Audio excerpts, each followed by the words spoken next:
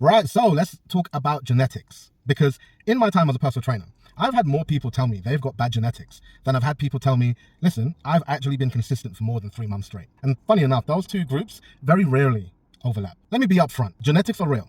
They exist. They play a genuine role in how your body looks, how quickly you build muscle, where you store fat, how your joints are structured. I'm not going to sit here and tell you that every single body responds identically to the same training and diet, because that would be a complete and outright lie. And you'd be right to call me out on it. But here's the thing genetics are not responsible for. They're not responsible for you eating 3,000 calories when your body actually needs 2,000. They're not responsible for you skipping the gym 4 times this week. They're not responsible for the 3 pints on a Friday, the takeaway on a Saturday, and the I'll start afresh on Monday spiral that you have on a Sunday. Shit's starting to sound like a Craig David fucking song. That's not genetics, that's choice. And those two very different things are consistently getting mixed up. So what do genetics actually affect? A few things, legitimately.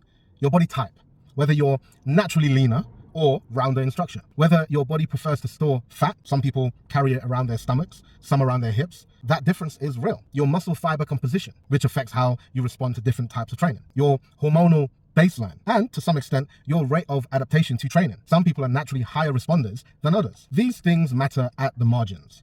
I'm not dismissing them, but here's the thing. Even among people with completely different genetics, the fundamental rules remain exactly the fucking same. You need a calorie deficit to lose fat. You need a calorie surplus to gain weight. Full stop. There's no genetic configuration that allows you to eat more than you burn and lose weight.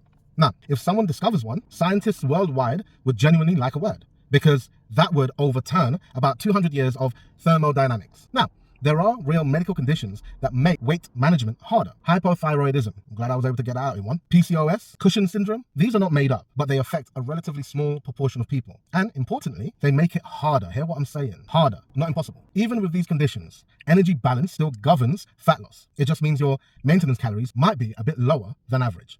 Or your hunger hormones work differently, which means you need to work with, like a doctor or a good nutrition plan, and not just blame your thyroid and carry on. What I actually see in the real world is people with perfectly normal metabolisms who have convinced themselves they are the exception. The person who swears they eat barely anything but can't lose weight. Except when you start to dig in to the actual details, there are quite a lot of liquid calories, portions that have never been measured, food that gets filed mentally as not that much, but actually is quite a lot.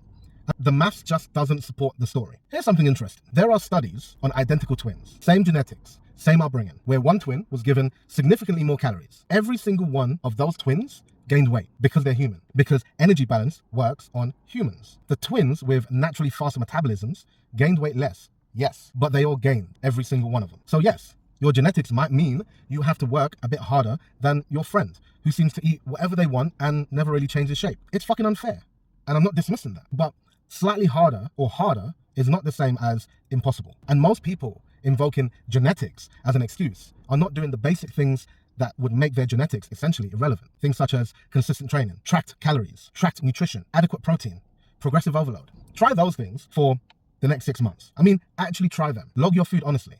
Train 3 to 4 times a week. Eat enough protein. Sleep properly. Do that with real consistency for 6 months.